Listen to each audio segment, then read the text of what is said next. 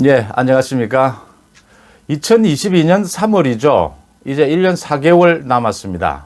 대통령 선거. 그 대통령 선거를 앞두고 이번 주는 아주 중요한 어떤 계기가 되는 그런 한 주가 될 것 같습니다. 이렇게 어떤 정치 현상을 겪을 그 당시에는 잘 알 수가 없지만 지나고 나면 그것을 계기로 해서 크게 물줄기가 바뀌었구나 하는 걸 느낄 때가 많이 있죠. 이번 주 오는 9일 공수처법 개정안 처리를 합니다. 10일 윤석열 총장에 대한 징계위가 열립니다. 공수처와 윤석열 징계, 이 문제가 어떻게 처리되느냐에 따라서 앞으로 대선 때까지 1년 4개월의 정치 물꼬가 완전히 달라질 것이다. 저는 그렇게 봅니다. 많은 검사들도 얘기했지만 지금 많은 국민들도 도대체 윤석열 총장이 왜 징계를 당해야 하는지를 모릅니다. 결국 정권 비리를 덮기 위해서 윤석열을 징계하는 것이다 라고 생각을 하는데, 윤석열 징계가 권력 비리를 덮기 위해서라는 것이듯이 공수처도 윤석열을 징계 쳐내는 것처럼 그렇게 운용될 것이라는 걸 알게 됐다는 점입니다. 하지만 얻을 것도 있습니다. 이 기회에 공수처와 윤석열 징계를 계기로 해서 야당이 그동안 멀어졌던 국민들과 다시 손을 잡는 기회가 될 것이다. 그렇게 보입니다. 문재인 정권은 공수처 설립은 민주당 이낙연 대표에게 맡겼습니다. 그 다음에 윤석열 징계는 이제 추미애를 뒤로 물리고 이용구 신임 법무부 차관에게 맡겼습니다. 그런데 이낙연, 이용구 둘 다 모두 적임자가 아니라는 게 지금 드러나고 있습니다. 이낙연은 숨진 측근의 비리로 곤혹스러워하고 있습니다. 그 측근의 사망으로 인해서 다시 라임 옵티머스가 수면 위로 떠올랐고 검찰 수사가 본격화되고 있습니다. 그런 이낙연이 오히려 더 공수처 설립을 더 강조하고 나섰습니다. 아마 지금도 협의가 진행되고 있을 겁니다. 민주당과 국민의힘 여야 원내대표가 물밑에서 접촉하고 있습니다. 민주당은 오늘 안으로 법사위에서 야당의 비토권을 인정하지 않는 공수처법 개정안을 처리하겠다는 입장입니다. 그 전에 마지막 야당 측과 협의를 하고 있습니다.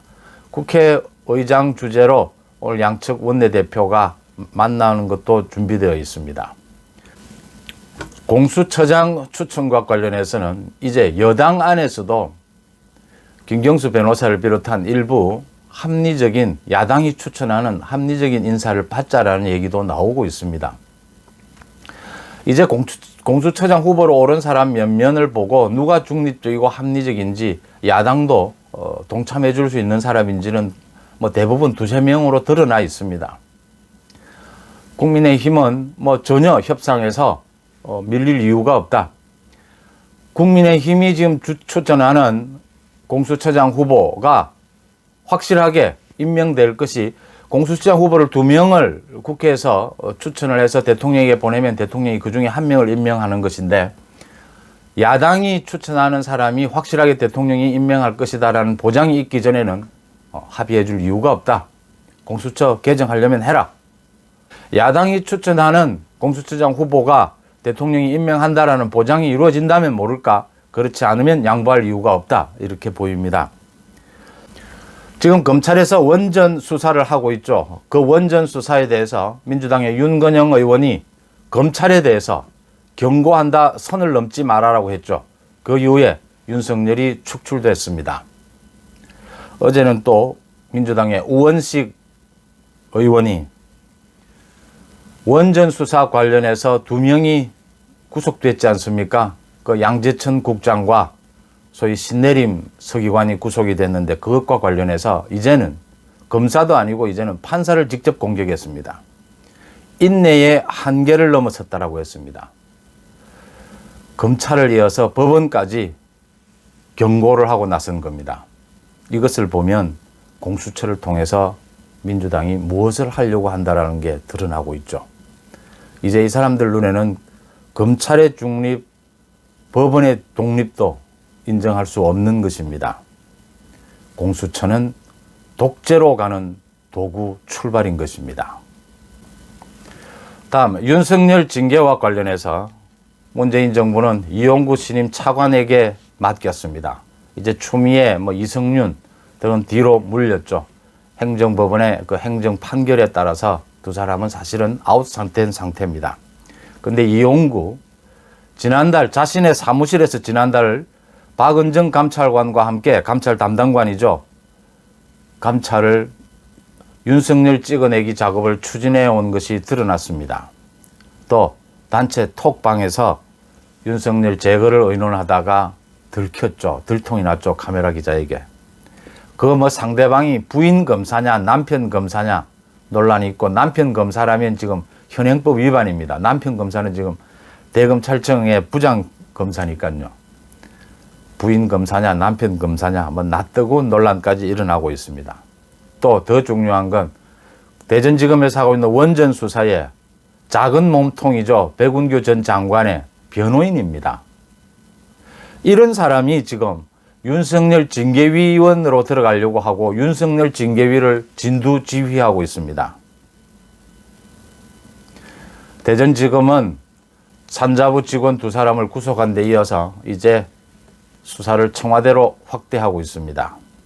또 산자부 직원들이 삭제한 그 청와대 관련 자료로 추정이 됩니다. 대규모 자료를 다시 복원하는 데 성공했습니다. 본격화될 거라는 얘기고, 청와대 수사 하지만 간단합니다. 그 밑에 최이봉 비서관이 연락책을 한 것이고 결국 문재인 대통령이죠. 중요한 건 이런 이용구가 무슨 징계위를 주도하고 징계위원이 될 자격이 있느냐라는 겁니다. 문재인 대통령이 절차의 공정성, 절차의 중립성을 강조를 했죠. 이용구부터 문재인 대통령이 임명을 했죠. 이 이용구부터 배제시키는 것이 절차의 중립성의 시작이다, 이렇게 보입니다. 하지만 지금 이낙연 대표 측근의 그 사망으로 인해서 다시 검찰이 라임 옵티머스 사건을 들여다보기 시작했지 않습니까? 그 내용도 지금 드러나고 있습니다. 오늘 아침부터 얘기해서. 그 다음 원전 수사 그대로 본격화하고 있고요. 추미애가 다 틀어막아 나왔던 문제들이 하나 둘씩 다시 터져 나오고 있습니다. 문재인 정부로서는 윤석열을 징계하지 않을 수 없다는 입장일 텐데 해임을 이야기합니다.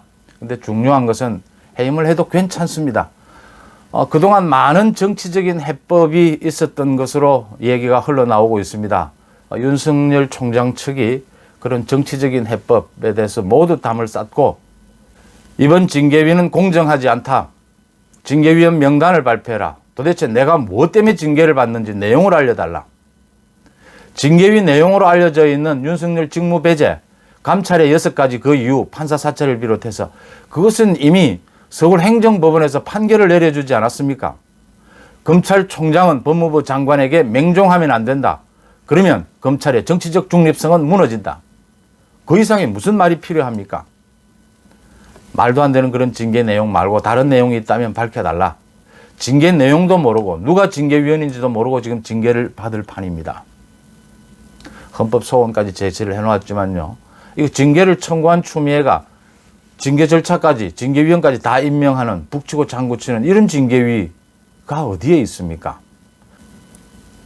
이용구를 통해서 사전에 다 짜놓고 윤석열 제거를 밀어붙이고 있다. 징계를 밀어붙이고 있다라는 물음에 문재인 대통령은 답해야 합니다.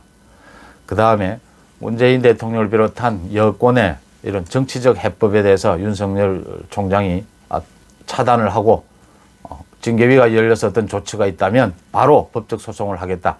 그 법적 소송의 대상은 문재인입니다. 이제 윤석열과 문재인이 법적 다툼으로 바로 만나게 될 것이다. 이렇게 보입니다. 물론 정치는 살아있는 생물이라고 합니다. 지금 이 순간에도 공수처나 윤석열 징계에 대해서 또 다른 움직임이 일어나고 있을 겁니다. 어떻게 바뀔지 알 수 없고 아무것도 장담할 수는 없습니다. 윤석열 징계위가 연기될 수도 있고 취소될 수도 있고요. 해임으로 강행될 수도 있고 또 공수처를 놓고 여야가 합의해서 야당이 추천하는 공수처장으로 합의가 될 수도 있습니다. 아니면 오늘 오후에 법사위에서 여당이 만들어 놓은 야당을 배제시키는 공수처 개정 법안이 통과될 수도 있습니다. 상황은 계속 달라질 수 있겠지만 야당이 지켜야 할 선은 그까지다라고 제가 제 생각을 말씀을 드린 거고요. 국민들의 60% 가까이가 윤석열 징계를 반대하는 조사 결과가 나왔습니다. 문재인 정권의 지지율이 콘크리트 지지율이 무너져서 37%대로 내려앉았습니다. 일부 대깨문과 호남 지역을 제외한다면 30% 초중반으로 내려앉은 것으로 보입니다. 앞으로도 문재인 정부의 지지율은 더 무너질 것이다 이런 예상들이 많이 나오고 있습니다. 그럼에도 불구하고 문재인 정권은 우리가 오히려 공수처 윤석열 징계를 더 강력하게 추진하지 않아서 이렇게 지지율이 무너진다는 오만을 떨고 있습니다. 공수처와 윤석열 징계를 매개로 야당이 이제 멀어졌던 국민들과 다시 손잡을 수 있는 기회가 도래했다. 기회가 찾아왔다. 이렇게 보입니다. 결국 승부는 국민들을 상대로 한 여론전입니다. 국민의힘은 모든 현역 의원들을 지금 비상대기 상태입니다. 원내 투쟁에 이어서 원내에서 공수처법을 막아보고 안 되면 장외 투쟁도 불사하겠다 이런 입장을 밝히고 있습니다. 또 윤석열 징계가 흘러가는 방향에 따라서 국민들의 여론은 크게 출렁일 겁니다. 이 대목에서 야당이 이 공수처와 윤석열 징계가 앞으로 대선까지의 전체 국면의 구도를 결정짓는 굉장히 결정적인 정치적 현상이 될 수 있다라고 본다면 이번에 야당도 각오를 새롭게 해야 된다 이렇게 봅니다. 원내 투쟁 좋고요. 원내 전국에 걸쳐서 동시다발적인 장외 투쟁도 준비를 해야 될 테고요. 또 한 가지는 이제는 본격적으로 이번 주가 지나면 그 상태의 추이에 따라서 본격 보궐선거 대선 준비에 돌입한다 이렇게 보시면 됩니다. 여야가 이제 정면으로 충돌하는 이제 사실은 사생결단식의 충돌이 남아있다. 이 사태의 추이에 따라서 이렇게 보입니다. 그렇다면 야권, 즉 국민의힘의 지도부 교체도 한번 생각할 때가 됐다. 어차피 서울, 부산 보궐선거부터 야권 전체에 연대하는 모임에 선거를 이끌어 나가게 될 주체는 국민의힘 지금 지도부가 아니고 야권 전체가 연대하는 형태가 되어야 된다라는 점에서 많은 공감대를 지금 형성하고 있습니다. 그래서 현재의 김종인 비대위 체제를 완전히 선거 체제로 바꾸는 부분도 검토할 필요가 있다. 야권 연대 전체의 틀 안에서 앞으로 선거를 보궐선거와 대선을 치르는 방법도 생각할 수 있고 공수처와 윤석열 징계가 문재인 정권이 목표하는 대로 흘러간다면 이제 전면적인 투쟁에 나서게 되면서 지도부 틀도 바꾸고 완전히 선거 전면전으로 나서야 할 때다. 이렇게 보입니다. 계속 추이를 지켜보면서 여러분들과 다시 얘기를 나누겠습니다. 고맙습니다.